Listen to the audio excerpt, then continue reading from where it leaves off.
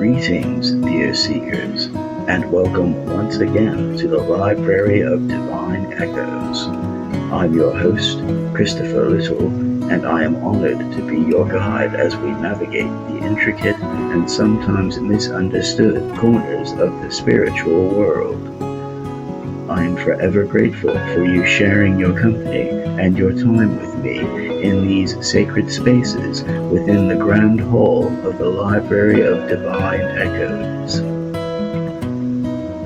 What if the greatest power you could ever wield was your own? What if the path to enlightenment wasn't about submission to a higher power, but about becoming one yourself?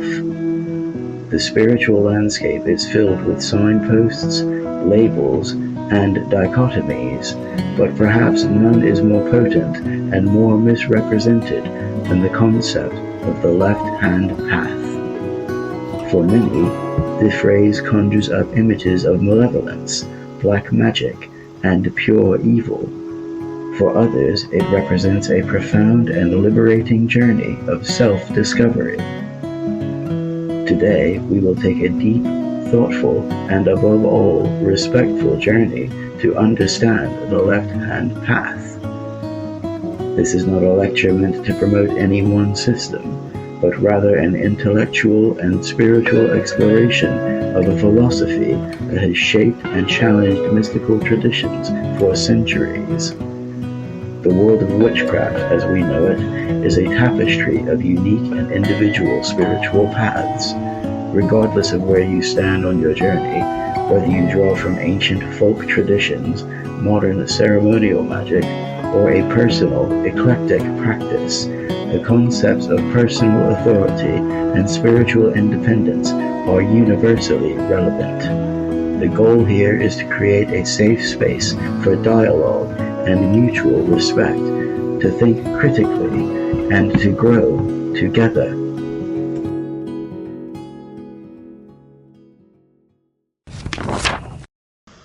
Our understanding of the left-hand path is profoundly influenced by the history of its name. Spiritual concepts, like words, are fluid. They are co-opted, redefined, and often weaponized. This simplistic duality of black and white magic serves as a perfect example, as these labels are often highly biased and loaded with moralistic judgments. To truly grasp the essence of the left-hand path, we must set aside these preconceptions and travel back to its origins. The terms left-hand path and right-hand path have their roots in Indian Tantra. The Sanskrit term for the left-hand path is Vamakara, which literally translates to left-handed attainment. This practice was not originally defined by malice, but by its philosophical approach, while the right-hand path, Dashinakara, adhered to established ethical codes and societal conventions. The left-hand path adopted the opposite attitude, actively breaking taboos and abandoning set morality as a means to achieve spiritual liberation. For a practitioner of Vamakara, this might involve acts traditionally viewed as transgressions, such as drinking alcohol, eating meat, or having ritualistic sexual intercourse within a Hindu community. The intent was not to cause harm, but to directly confront the shadows and veils of existence, to embrace the divinity encapsulated in darkness, and thereby achieve a profound spiritual freedom that a path of avoidance could not provide. The introduction of these concepts to the Western world was largely the work of one person, Madame Blavatsky, a 19th century occultist and founder of the Theosophical Society. She had traveled through southern Asia and, upon her return, brought the terminology with her. However, she reframed it to fit a very different agenda. In her book, Isis Unveiled, Blavatsky firmly stated that she followed the right-hand path and explicitly equated the left-hand path with black magic, labeling its followers as a threat to society. This was a pivotal moment. The term, which was a neutral descriptor for a form of spiritual practice, was branded as pejorative and a moral condemnation. This conflation was easy to propagate, as many European countries already associated the word left with evil and bad luck.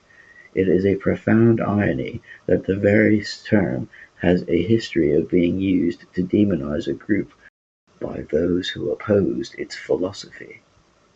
Later, the influential ceremonial magician Aleister Crowley further altered and popularized the term, but in a far more symbolic way. In his system, a "brother of the left-hand path" was not necessarily a malevolent black magician, but an adept who failed a crucial spiritual test. To cross the abyss, a symbolic chasm of spiritual experience, the adept must surrender their entire ego, even the guidance of their holy guardian angel. If they hold onto any fragment of self, fearing the final dissolution, they become encysted, their ego ossifying around them. This individual is then a brother of the left-hand path, doomed to a slow and involuntary disintegration. Crowley's use of the term introduces a different, more nuanced perspective: the left-hand path as a path of radical self-destruction for the purpose of rebirth, and the ultimate danger being a failure to complete that process. In recent decades, modern practitioners have recognized this history and begun to reclaim the term, stripping it of its pejorative origins and defining it on their own terms. The LHP is not what its early Western detractors claimed it was. It is a philosophy of personal power, radical self-responsibility, and a deep-seated belief that the divine resides within. This history is a powerful case study in how spiritual movements are branded and rebranded, often by those who oppose them, and it is a vital point for a community that has also been historically demonized. To understand the modern left-hand path, one must go beyond the labels and explore its fundamental philosophical tenets. These core ideas, while often controversial, are not rooted in malice, but in a unique and challenging approach to spiritual enlightenment. Antinomianism, the path beyond law. Antinomianism is a central pillar of the left-hand path. The term, derived from Greek roots meaning against law, antinomos, refers to the rejection of external religious or moral laws. For the LHP practitioner, the goal is to transcend a simple, externally imposed morality and instead establish a self-governed ethical code. This is not, as critics often claim, a license to sin or a descent into amoral chaos. Rather, it is an assertion of spiritual freedom and a prerequisite for establishing more rigorous internal law. This principle is clearly visible in modern LHP-aligned groups. The Satanic Temple, TST, for example, is a non-theistic organization that does not believe in supernatural powers.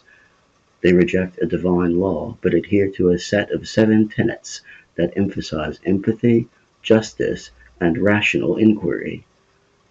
Their moral framework is not given from a deity, but is a product of communal and individual self-governance. Similarly, Anton LaVey's Church of Satan, while viewing Satan as a symbol of personal freedom and individualism, defined 9 satanic sins. These sins are not based on an external moral code, but on behaviors that hinder personal growth and empowerment, such as herd conformity, solipsism, and self-deceit. The paradox of this lawlessness is that it trades a simple, externally enforced morality for the much more difficult and challenging task of creating and upholding one's own, which requires constant vigilance and radical self-awareness. This makes the path harder to follow, but it aligns it perfectly with the concept of a personal, unique spiritual path. Self-deification, the quest for apotheosis. Another distinguishing characteristic of the left-hand path is its ultimate aim, self-deification or apotheosis. While the right-hand path often seeks union or reunion with an external divine source, the LHP practitioner works towards becoming a divine authority in their own right. This is not merely a metaphor, it is a literal goal of solve et coagula, dissolve and precipitate, where one confronts and transmutes the negative aspects of the self to become a new creation with godlike powers. The Temple of Set is a prime example of this philosophy in practice. Their central tenet is Zipper, a Egyptian hieroglyphic term meaning coming into being. This process is the realization of the practitioner's true nature as an immortal being. It stands in direct opposition to the right-hand path's tradition of surrendering the ego to achieve union with a divine source. Instead, it strengthens the isolate, psychocentric existence of the individual. Another example is found in Luciferianism, which venerates the figure of Lucifer as a light-bringer, a liberator, and a symbol of humanity's quest for enlightenment and personal progression. Lucifer, in this view, is not the devil, but a teacher and a friend who champions the individual's ultimate potential. A fascinating counterpoint to this LHP principle exists within some RHP traditions, particularly Eastern Christianity. The concept of theosis, or divinization, also describes the transforming effect of divine grace, and the idea that humans can be made divine. However, this is achieved through union with the Godhead, and, crucially, does not breach the absolute ontological distinction between God and his creation. While the goal of becoming divine seems similar, the philosophical underpinning is fundamentally different. One seeks union with an external deity, while the other seeks to become a deity themselves. This comparison highlights the profound divide in approach despite the surface-level similarity in ambition. Personal sovereignty, the magician's will. Personal sovereignty is the practical, lived manifestation of the left-hand path. It is the deep sense of personal governance and control over one's life, will, and magical practice. It is a rejection of the idea that life just happens to them.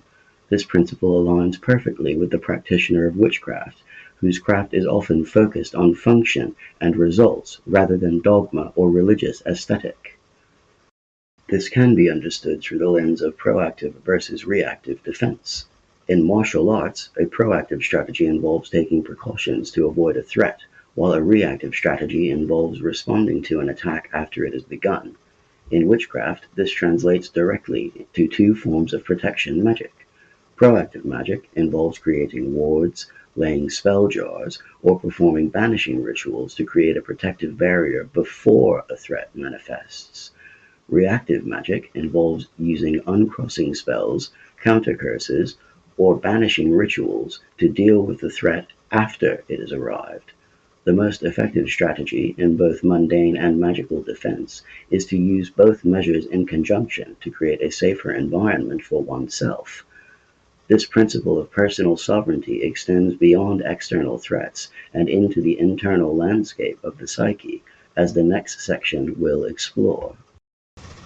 And now a brief overview of compared aspects of the right and left-hand paths. Philosophical goal. Right-hand path, union with a divine source or external deity. Left-hand path, self-deification or apotheosis, becoming a divine authority. Relationship with authority. Right-hand path, adherence to a specific moral code and religious dogma. Left-hand path, antinomianism, rejection of external laws in favor of a self-governed code. Approach to spiritual growth. Right-hand path, seeking transcendence, transcending the material world to unite with the divine. Left-hand path, seeking immanence, embracing the material and internal reality to transmute it. View of the self. Right-hand path, the self is a part of a larger divine whole subservient to a higher power. Left-hand path, The self is a sovereign, divine entity, the ultimate source of power and authority. Psychological process. Right-hand path. Ego dissolution and surrender to a higher power or cosmic order. Left-hand path. Strengthen the isolate, psyche-centric existence, zipper, conquering and transmuting the ego. Examples: right-hand path, many forms of Christianity, Wicca in some traditions, Hermeticism in some traditions. Left-hand path, theistic Satanism, Luciferianism, Temple of Set. The tenets of the left-hand path are not merely abstract philosophical ideas. They have tangible, practical applications that can deepen and empower a practitioner's work. Magical boundaries and defense. The idea of proactive versus reactive defense is directly applicable to energetic and psychological boundaries. A practitioner's ability to say no and enforce personal limits is a foundational act of magical protection. It is the mundane, physical manifestation of the same will that casts a spell or performs a ritual. When someone refuses to give away their energy, they are not only protecting their psychic space, but also building the muscle of personal sovereignty. This extends to the very nature of energetic harm, which the LHP often reinterprets. The concept of a psychic attack, a common fear in many traditions, is reframed not as an external battle against an enemy, but as a catalyst for inner work. According to this perspective, a psychic attack is often a vibrational match to unhealed aspects of us. The person focusing negative energy is a person full of trauma, and their actions are a reflection of their own out-of-alignment state. This viewpoint transforms the external threat into a mirror. It is not an invitation to respond with hatred or vengeance, but a call to reevaluate one's own energetic state and heal the parts of the self that are in resonance with that negativity. Shadow work is a left-hand path discipline. This perspective naturally leads to a profound engagement with shadow work. Many spiritual paths advocate for the avoidance of darkness and the amplification of light. The left-hand path, by contrast, walks directly into the shadows and veil, tearing it open, recognizing and embracing the divinity encapsulated in that darkness. The objective is not to dwell in the shadow, but to confront, transmute, and integrate it. A left-hand tantric practitioner, for example, would not create tamasic or dark rituals. Instead, they would find bliss essence in the shadows and challenges that already exist in day-to-day life. This process is a prerequisite for achieving the left-hand path goal of apotheosis, as one cannot become a god if a part of their being is a hostile, unconquered territory. It is the process of solve a coagula at its most visceral level, dissolving the painful parts of the past to precipitate a stronger, more integrated self. The result is a practitioner who is not afraid of the shadows, who does not need to run away from difficult situations or emotions, and who has the strength to stand in their own power and authenticity. A bridge to contemplation. The left-hand path, at its core, is a philosophy of self-empowerment, radical self-responsibility, and a deep-seated belief that the divine resides within. It is a path that asks us to be our own authority, to write our own laws, and to claim our own sovereignty. It challenges us to look inward and to understand that the external world is a reflection of our inner landscape. As we move toward our guided meditation, carry these ideas with you. This is an opportunity to connect with your own inner authority, to sit with the wisdom that is already within you, and to reaffirm your commitment to your unique and sovereign spiritual path. There is no one-size-fits-all roadmap. There is only your path, waiting for you to walk it with confidence and clarity.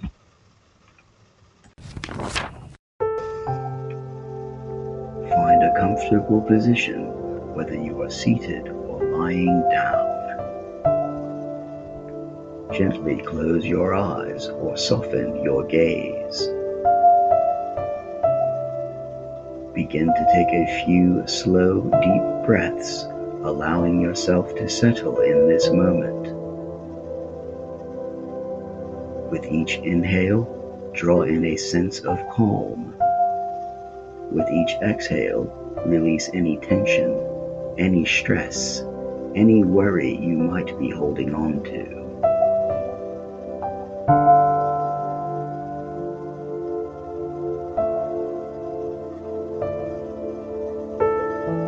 Bring your awareness to the top of your head, then slowly, mindfully, move your attention downward, through your face, your neck, your shoulders, allowing them to release their hold. Continue this gentle scan through your arms, your hands, your torso, your hips, and down into your legs and feet.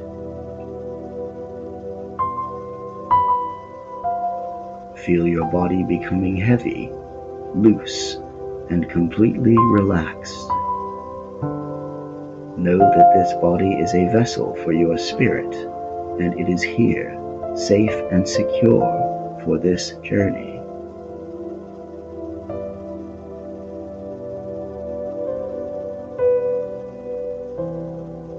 Now, with your mind's eye, begin to visualize a beautiful open field bathed in soft, warm sunlight. You are standing barefoot, the earth cool and solid beneath your feet. A gentle breeze sweeps over you, and as it passes, you feel it cleansing away any lingering anxieties, any burdens, any heaviness that does not belong to you.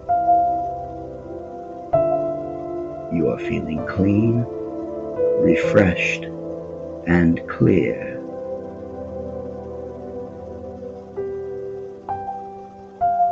As you stand in this peaceful field, a path begins to form before you. It is a path only you can see. Notice its details. Is it winding or straight, narrow or wide? Without hesitation, you begin to walk, following this path toward a magical forest in the distance. As you step into the forest, your senses heighten. The air feels clean, the scents are vivid, and you feel an alluring magnetic energy pulling you forward. This is the energy of your own inner world.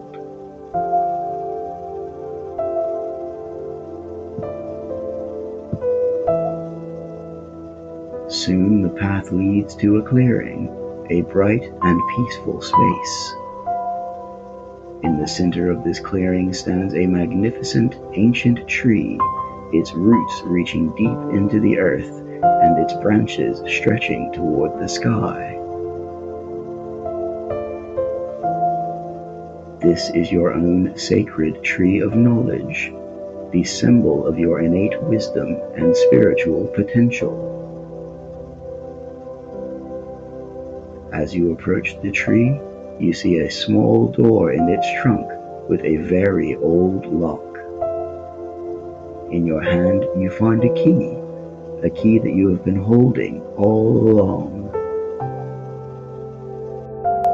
This key is the knowing that you have the power to access your own truth without a single intermediary. You easily open the door and step inside. The room is small, and it feels safe and profoundly like home.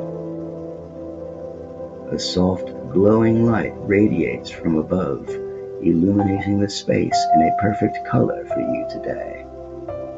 This is your inner sanctum. In this space, You can feel the presence of your own inner authority, your higher self. This God is not an external deity, but an aspect of your own pure and eternal essence. It is the part of you that has always known the way. Take a moment to sit in this presence. You may feel a deep sense of calm, of serenity, and of security.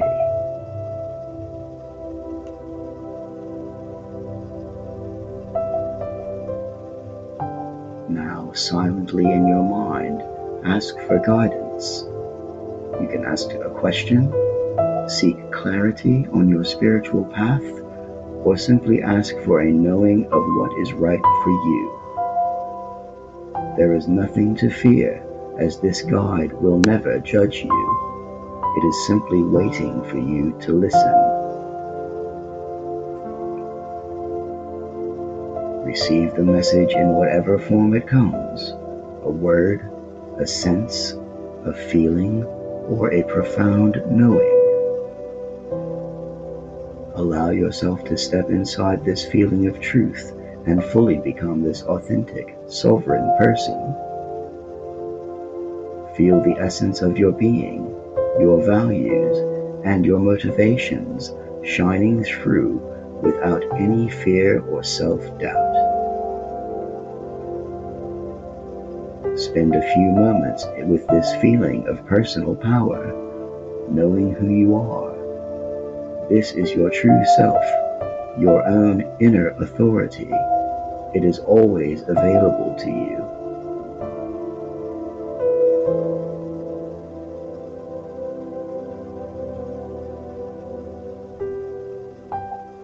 Now, when you are ready, gently thank your inner authority for its guidance. Slowly, with reverence, begin to walk back through the forest and into the sunlit field, carrying this renewed sense of peace and sovereignty with you. Let your body feel connected to the present moment, grounded and aware.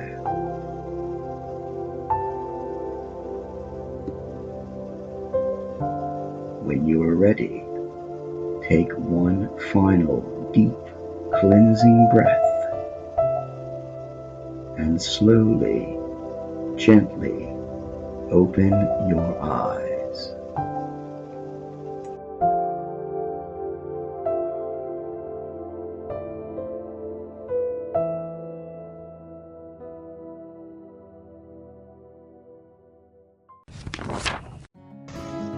The path to enlightenment is not a single beaten-down trail. It is a constellation of unique, individual journeys, and the greatest act of magic is to walk your own. I encourage you to continue to question, to explore, and to forge your own path with confidence, knowing that the mystery you seek resides within you. Thank you for joining me on this deep dive. Please remember to rate, review, and subscribe to help the Library of Divine Echoes reach those who need to hear it most. Until next time, may you walk in your own light.